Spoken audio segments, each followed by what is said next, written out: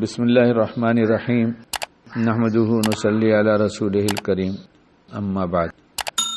بچے سمجھانے سے کم سمجھتے ہیں، جو کچھ کرتے دیکھتے ہیں اس سے زیادہ سمجھتے ہیں۔ ماں باپ سمجھاتے ہیں جو بات، اس سے زیادہ وہ ماں باپ کی نقل اتارتے ہیں۔ اس کے بعد سمجھاؤ تو سمجھتے ہیں، لیکن نقل بہت اتارنا آتا ہے، اور یہ فطرت میں ہے نقل اتارنا۔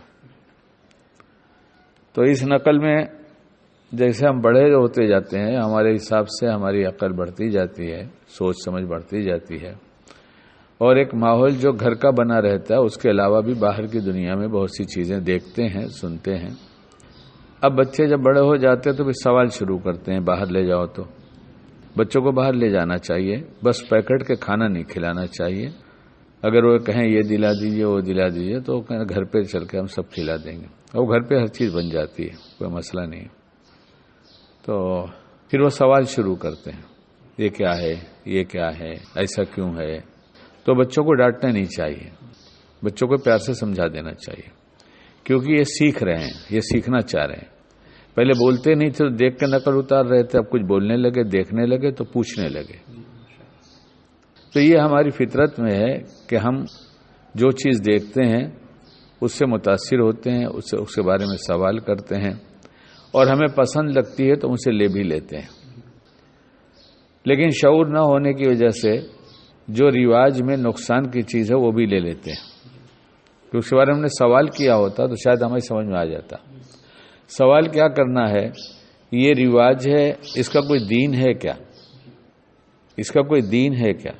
جیسے جینز پینٹ ہے، ٹریک پیجامہ ہے، یہ موٹے موٹے کپڑے ہیں۔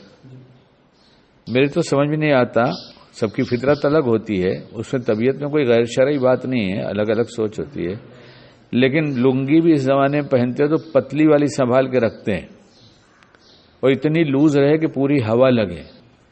موٹا پونڈا پیجامہ، پینٹ اور یہ جینز کیسے برداشت کرتے ہیں؟ چلو ٹھیک ہے، ہوگی ان کے اندر اتنی طاقت برداشت کی۔ لیکن یہ جو ٹائٹ پینٹ آیا، یہ جینز آیا، یہ سب کہاں سے آیا؟ یہ عرب سے آیا، یہ یورپین کنٹریز سے آیا؟ کہاں سے آیا؟ وہاں کا کلائمیٹ کیا ہے؟ ٹھنڈا ہے، تو وہ ٹائٹ پہنیں گے تو ان کو ہوا اندر کم جائے گی۔ ہم لوگ ایسے بیوقوف ہو گئے کہ ہم نے جو وہاں سے آیا سب لے لیا، ہم کبھی سوچتے نہیں، ہماری حس ہی ختم ہو گئی کہ اتنا موٹا ہم کیوں پہن رہے ہیں، اتنا ٹائٹ۔ ہم ان کو کھڑے رہ کے پیشاب کرنا ہے، انہیں کھڑے رہ کے پیشاب کرنا ہے، انہیں کرسی میز پر بیٹھ کے کھانا کھانا ہے، اور ان کا کلائمیٹ بھی ایسا ہے۔ جائز ناجائز کا مسئلہ نہیں ہے، ہم نے اسے کیوں لے لیا؟ یہ جسم کو اگر لنگی سے راحت نہ ملتی تو آپ علیہ الصلوۃ والسلام لنگی استعمال نہ کرتے، کہ ڈھیلا ڈھالا لباس چاہیے، کسی خاص موقع پر ٹائٹ لباس چاہیے، وہ کبھی آئے گا موقع۔ لیکن میں دیکھ رہا ہوں، اصل بات ہے کہنے کی وہ کہ اس کا نقصان کیا ہے کہ لنگی گھر سے نکل گئی، یہی ٹائٹ لباس پہن کے سوتے، یہ پیٹ کو ٹائٹ رکھتا ہے۔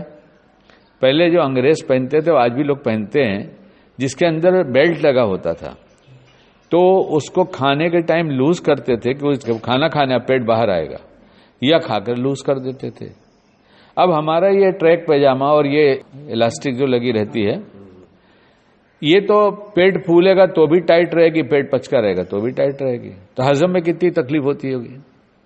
لیکن ہم پہنیں گے یہی، چاہے ہم برباد ہو جائے تو کیا ہوا، ہم پہنیں گے یہی۔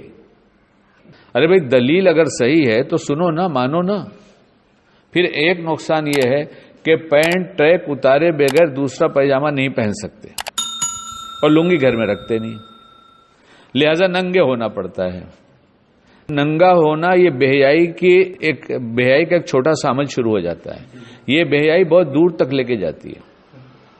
اور دعا بھی یاد نہیں کہ کپڑا اتارے تو اتنی چھوٹی دعا ہے، بسم اللہ الذی لا الہ الا ہو، تاکہ شیطان کے بیچ میں پردہ ہو جائے، یہ بھی نہیں معلوم۔ لہذا شیطان کھیلتا ہے، کم سے کم ایک لنگی بدلنے کے لیے تو رکھ لینا چاہیے، نہیں پہنا جاتا تو۔ لیکن اگر شعور ہوگا جو بات شکیل کہہ رہا ہے تو انشاءاللہ سمجھ میں آ جائے گی بات۔ اللہ ہمیں پوچھ کر عمل کرنے کی توفیق عطا فرمائے۔